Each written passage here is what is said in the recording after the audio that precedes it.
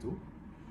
Mais la vision qu'on avait, l'ambition qu'on avait, faisait qu'on ne pouvait pas, du moins, c'est ce que je pensais à l'époque, attendre de développer le projet avec nos propres moyens.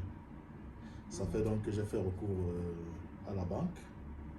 Et je dirais que j'ai commis la pire erreur de ma vie, hein, je dirais ça, parce que j'ai fait recours. C'est très important pour les gens qui nous écoutent. Oh oui, ça c'est vraiment ma pire erreur. J'ai pris la Banque Société Générale, je ne fais pas de publicité, hein, je crois qu'ils sont connus un peu partout dans le monde. J'ai pris beaucoup de crédit pour investir dans le projet. Erreur. Erreur parce que je prends le crédit, j'injecte dans le projet à un moment où on est encore, je veux dire, en phase de lancement. C'est-à-dire qu'il n'y a aucune certitude que le projet va décoller. Il n'y a aucune certitude que ça va marcher. Il n'y a aucune certitude qu'il y aura un retour sur investissement. Tu ne sais pas si l'effectif va rester stable. Tu ne connais rien, mais tu t'engages dans le crédit comme ça. Ça fait donc que ça a été très dur. Hein, ça a été très dur. J'ai traversé des moments extrêmement difficiles parce que une fois que j'ai investi tout ce crédit, tout cet argent dans le projet avait tout englouti. Mais le projet n'a pas décollé. J'attendais que le projet décolle, ça ne décollait pas. De mois passent, des années, ça ne décolle pas. Entre-temps, il faut rembourser, les crédits à la banque. Et vous aviez vu à l'époque, est-ce que vous aviez genre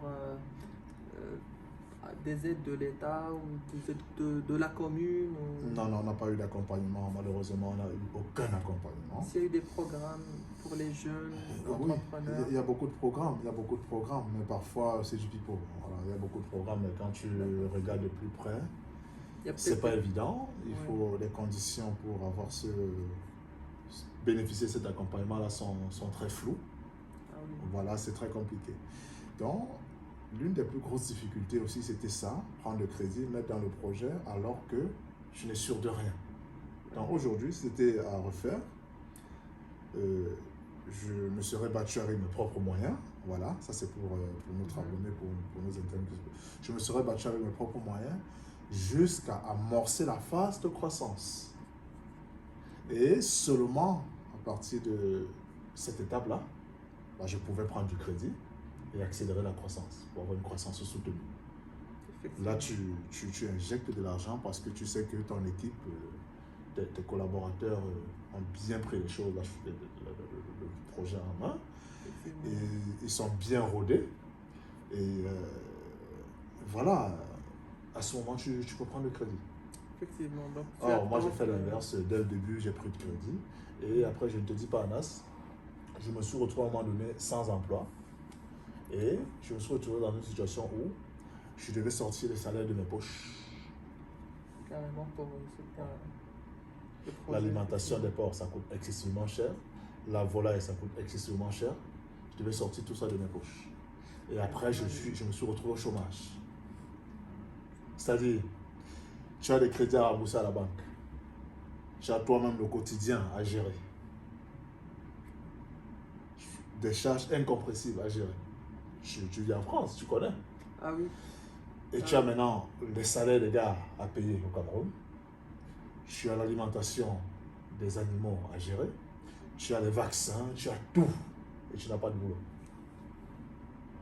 Donc si tu me demandes comment je vais faire pour sortir de là, comme ça, je ne sais pas. Ça a été tellement stressant.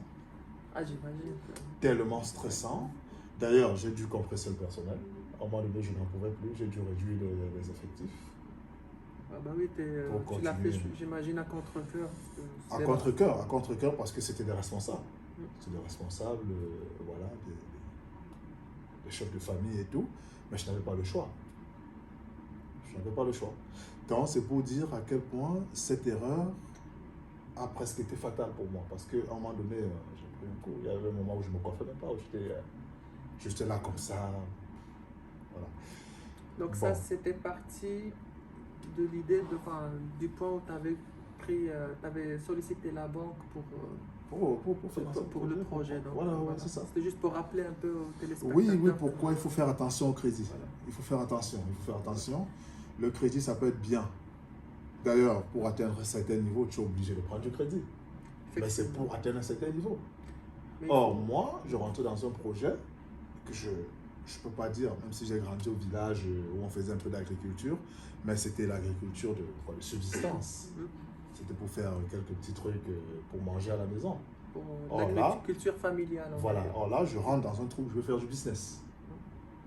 Je veux pouvoir produire assez de maïs pour revendre, avoir implanté en très grande quantité pour revendre et gagner de l'argent. Tu es passé de la production familiale à entreprise. C'est ça, c'est ça. Voilà. Et donc, dans ce cas-là, il fallait attendre peut-être que la santé de l'entreprise soit meilleure pour que effectivement tu peux passer au stade supérieur avec des investissements, l'injection des fonds, avec des organismes de type banque, tout à fait. fonds particuliers. Si vous voulez démarrer un projet, si comme moi, vous voulez rentrer dans un business sans avoir une réelle maîtrise, pour moi, c'est Croix-Rouge. Ne passez pas par la banque. Battez-vous. Si vous avez un peu de capital, lancez-vous avec votre capital. Battez-vous. Vous allez acquérir de l'expérience, vous allez apprendre, vous allez même échouer, mais seulement vous allez échouer avec votre argent. Vous allez échouer avec votre argent. Quand on dit échouer, vous allez apprendre. Il y aura des difficultés, mais ce sera votre argent. Parce que dans mon cas, si j'avais connu ces difficultés avec mes fonds propres, j'allais être moins stressé.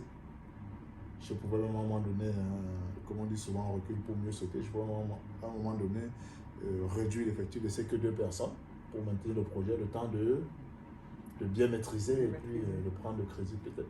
Donc pour moi c'est ça, c'était l'une des plus grosses erreurs. Il y en a d'autres, on ne peut pas tout dire aujourd'hui, de peur que peut-être la vidéo soit très longue, Anas.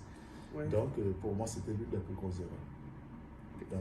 Donc, vous avez compris que vous échouez ou pas, le chemin reste le plus important et l'expérience que vous allez acquérir et accumuler pendant ces années. C'est ça.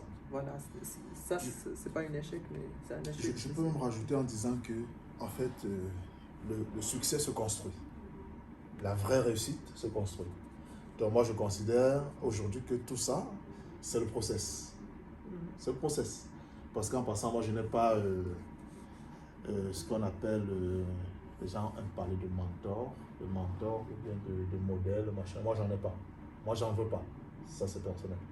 Ça ne veut pas dire que je ne regarde pas ce que les autres font. Je regarde, mais je ne vais pas te dire je vais prendre tel ou tel pour modèle. Non. Moi je préfère apprendre avec mes collaborateurs et évoluer. C'est très important. C'est un choix que je fais parce que moi j'ai compris que chacun de nous a cette capacité d'entreprendre et de réussir. Mais il faut accepter de suivre le process parce que la vraie réussite, ça ne vient pas spontanément. Tu vois? Effectivement. Ça c'est ma modeste expérience qui me fait dire ça aujourd'hui. La vraie réussite ne vient pas spontanément, donc il faut accepter d'aller step by step. Il faut accepter ça. Et d'apprendre. Après, il y a aussi un risque, parce que si tu engages tous tes moyens et qu'après tu tombes, ça peut te décourager et tout. Il ne faut pas se décourager. Il faut pas. L'entrepreneuriat n'est pas facile. Il ne faut pas se décourager. Il faut apprendre, s'adapter, apprendre de ses erreurs, modifier sa stratégie et tout. Voilà. La réussite va venir. Effectivement, il ne faut pas être à la hâte. La génération d'aujourd'hui, voilà, ils sont conscients des enjeux, que le monde il évolue, il change, et les projets qui sont à venir, il y a plein de domaines, l'évolution technologique, pas n'importe quel domaine, et ils ont conscience qu'il ne faut pas aller vite, très vite, même si peut-être il y a quelques cas d'exception. Ouais, il y a des exceptions. Avoir tout d'un coup, mais voilà, comme dit Brice, c'est un processus qui est très long. Il faut être courageux, faut faire les choses bien, correctement, quitte à il faut mettre surtout le temps surtout, voilà. C'est ça. Et ça va venir. Ça va venir, ça c'est sûr, c'est la destinée, quoi. Quand tu bosses, tu es patient, tu as ta vision, tu restes ferme sur ta vision et suis ton process. Suis ton process, va même à ton rythme. Ça ne sert à rien de vouloir imiter telle affaire comme ça, machin. Les réalités ne sont pas les mêmes.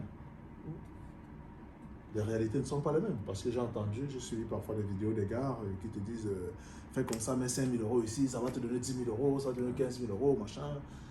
Va faire l'agriculture comme ça, sur 10 hectares, tu auras peut-être. Non, non, non, non, non, non. Les réalités ne sont pas les mêmes.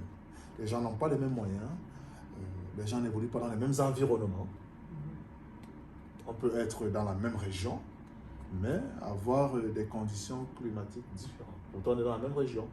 Avoir des terres différentes. Il y a des terres qui sont arides, il y a des terres qui sont très fertiles. Tu as besoin d'utiliser moins d'engrais et tout.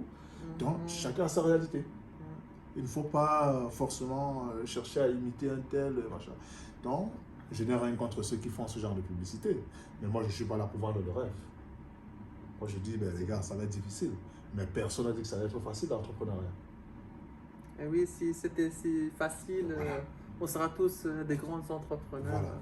Et c'est pour ça que ce mot, moi j'ai dit tout à l'heure que je préfère dire que bah, je suis un entrepreneur en devenir. En devenir.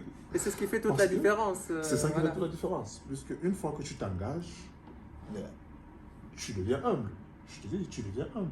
Et puis tu respectes ceux qui se battent et qui connaissent un peu de succès. Une fois que tu t'engages. Vraiment, hein, quand tu t'engages vraiment, c'est-à-dire que tu prends les risques qu'il faut. Parce que bah, il faut dire qu'il faut du courage, il faut prendre des risques. Donc voilà ce que je peux dire, Anas, concernant les difficultés, les principales difficultés, parce qu'il y en a tellement. On ne peut pas tout énumérer là, sinon on passera des jours. Hein. Oui. Et ce qui m'a toujours aidé à surmonter ces difficultés, c'est vraiment le fait d'apprendre au quotidien de mes erreurs. Très important. Au quotidien, j'apprends. Avec mes gars, on essaye d'adapter, de réajuster notre approche, notre vision, nos objectifs aussi. On les réajuste au fil de l'eau, Et maintenant, je parle avec beaucoup d'assurance. Parce que, pour moi, les voyants sont peut-être pas tous au vert, mais au moins en orange. Ce n'est pas au rouge. Tu sens qu'on tend vers le vert quand même. Au moins. On tend vers le vert. Donc je pense que... au moins tu t'améliores de jour en jour. Oui. C'est-à-dire que voilà, tu essayes que chaque jour soit meilleur, apprendre sur toi-même, de nouvelles compétences. Oui, sur nos erreurs. Sur nos erreurs surtout. Le principal, c'est que ça, même de manière linéaire, ça va essayer d'augmenter, d'être meilleur de jour en jour. Quoi. Oui, ma plus grande satisfaction aujourd'hui, c'est que j'ai une équipe stable, j'ai des collaborateurs qui comprennent où est-ce qu'on veut aller. C'est une grande chance. Et j'ai des collaborateurs qui ont accepté de galérer avec moi. Ça, c'est ma plus grande satisfaction. Et aujourd'hui, c'est les gars, la perfection n'est pas de ce monde. Ils continuent d'apprendre, nous tous. Mais c'est les gars qui ont une compétence avérée aujourd'hui, que ce soit pour l'élevage de la volaille, des moutons, des chèvres, des porcs, et aussi pour la gestion, la culture de la banane plantain et du maïs, principalement. Parce qu'on a aussi expérimenté d'autres cultures. Hein. On a essayé la culture de l'oignon, les pommes de terre. On a essayé plein de choses. L'ananas aussi. Le manioc, le tubercule, on n'a pas essayé l'ananas. Le tubercule, le manioc. Le tubercule là. À la fin, on s'est dit, non, on va plus se disperser. On va retenir 2-3 cultures, on va se focaliser là-dessus. C'est très important, c'est-à-dire que... On va développer l'élevage, on va utiliser les fientes pour enrichir le sol et tout. Voilà comment on procède. Donc ça, c'est ma plus grande satisfaction. Je sens qu'aujourd'hui, j'espère que l'équipe va continuer à apprendre, à monter en compétence et surtout à rester stable. Parce qu'il y a trop de turnover, à chaque fois, c'est un éternel recommencement. Tu vois. Se concentrer sur son domaine d'expertise et ne pas trop se disperser. Quoi, voilà. Se disperser. Être focus sur son domaine, essayer de s'y donner à fond. Et après, ça donnera des fruits. Il y aura des fruits. Tu verras. D'ailleurs, dans les prochaines vidéos... Et des légumes aussi. Oui, il y a un peu de légumes. On fait aussi un peu de légumes. Dans la prochaine vidéo, je pourrais rentrer plus en détail sur chaque activité. Et oui, je pourrais te dire, voilà pour les porcs, voilà comment on gère, pour les moutons, voilà comment on gère, voilà comment ça se passe au quotidien, voilà ce qu'on a comme résultat, voilà ce qu'on a comme taille de troupeau et tout. On pourra rentrer dans tous ces détails. Plus en détail, d'accord. Voilà, aujourd'hui, bon. C'était une vidéo pour vous introduire. Oui, pour vous parler du projet. Et aussi, pour tous nos abonnés, je sais que c'est la première fois que vous me voyez. Je suis quelqu'un d'assez réservé, mais je me suis dit qu'il fallait, par respect pour vous, que je vous parle. On est en fin d'année, ça fait longtemps même que cette chaîne existe. Oui, c'est vrai. Voilà. Et puis dans ma façon d'être, je préfère aussi mettre beaucoup en avant mes collaborateurs. Regardez toutes les vidéos sur la chaîne, ce sont mes collaborateurs qui parlent. Ça, c'est vrai. Après, moi, je me contente d'animer la partie communauté, parce que j'adore réfléchir. Je ne suis pas philosophe en passant, mais j'aime réfléchir. Et donc, parfois, j'écris sur la partie communauté pour partager un peu mes réflexions. Écoute, on est tous un philosophe en devenir. Non, philosophe. Je ne veux pas tout être, quoi. Donc, en gros, je préfère mettre en avant mes collaborateurs. Mais je me dis que, bon, de temps en temps, je vais intervenir moi-même. Maintenant, vous savez qui est derrière ce projet, derrière cette chaîne et tout. Et le plus important pour nous, c'est de partager avec vous nos expériences, nos échecs et nos petites réussites. Parce que pour l'instant, nos réussites, elles restent vraiment modestes. Et c'est de vous dire, faites attention à tel niveau, et aussi de bénéficier de votre expérience. Parce qu'il peut y avoir parmi vous, les abonnés, des gens qui sont dans le même domaine que nous, et qui peuvent aussi nous apprendre des choses. Voilà. Ils peuvent aussi partager avec nous leurs expériences en commentaire. Voilà. Je voudrais aussi encourager tous ceux qui regarderont cette vidéo à s'abonner pour que nous ayons une communauté plus importante. Voilà. Et poser leurs questions. Et poser aussi les questions si vous en avez. Vous en aurez certainement. On va tout lire. Et oui, on va répondre de façon personnalisée à chaque question. Donc ça, c'est sûr. Donc voilà ce que je pouvais dire aujourd'hui. Dans les prochaines vidéos, qu'est-ce qu'on va pouvoir aborder, donc à part... enfin, vous pouvez dire ce que vous voulez, hein, parce que il y a beaucoup de choses, on peut parler de beaucoup de choses. Voilà, on peut parler vraiment en détail de la culture du maïs, de la culture de la banane plantain, de la culture des tubercules de manioc et autres. On peut parler de l'élevage, la volaille, des moutons, des porcs et tout. Donc on peut parler vraiment de beaucoup de choses. Et ça sera avec plaisir, hein, ça sera avec plaisir quand on parlera de tout ça. C'est très intéressant. Voilà. Notre objectif, c'est ça, c'est de partager avec vous notre expérience. Effectivement, voilà. C'est très intéressant. De toute façon, l'avenir, c'est l'Afrique. Il faut investir dans le pays. Et voilà, donc... il y a des opportunités là-bas, quoi. Oui.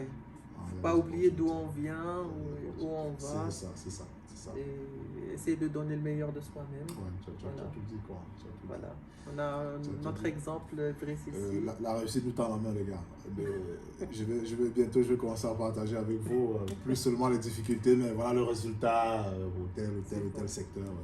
Voilà. Ça, c'est sûr, Inch'Allah. Inch'Allah. Ouais. Écoute, Brice, ce fut un grand plaisir. Moi, en tout cas, j'ai kiffé.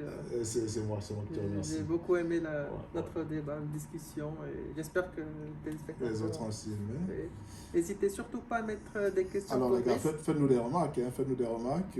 Vos remarques seront les bienvenues. On reste humble, on apprend et on évolue ensemble. Effectivement. On apprend et on grandit ensemble. On n'est pas des experts dans quoi que ce soit. Donc, voilà. On partage avec vous notre modeste expérience. Voilà. Et on reste... on a hâte de lire vos remarques, vos suggestions et tout. Voilà. Effectivement. Donc merci. On vous souhaite de joyeuses fêtes. Et puis, bonne fête de fin d'année. Bonne fête de fin d'année à tous et à toutes. Et n'oubliez pas, apprenons et évoluons. Et évoluons ensemble. Voilà. Et oui, c'est aussi l'esprit de partage. Effectivement. C'est aussi l'esprit de partage. Apprenons et évoluons ensemble. C'est vraiment... pour moi, l'idée de cette chaîne, hein, c'est vrai qu'on va rallonger, on ne va jamais finir. L'idée de cette chaîne, c'est vraiment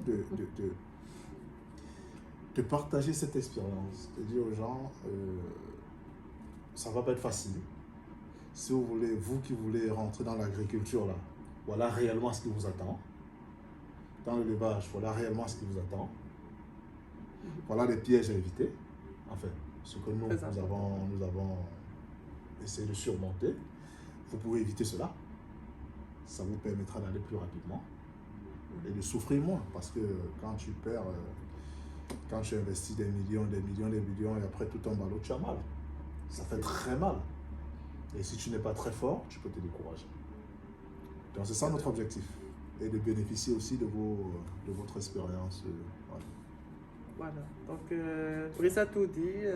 Voilà. J'espère que vous allez mettre pas mal de pouces bleus et des commentaires pour nous soutenir. Des pouces bleus et des commentaires. La on en a besoin. Voilà. On en a besoin. Merci à vous. Et merci Brice. Anas. Merci pour ta personne.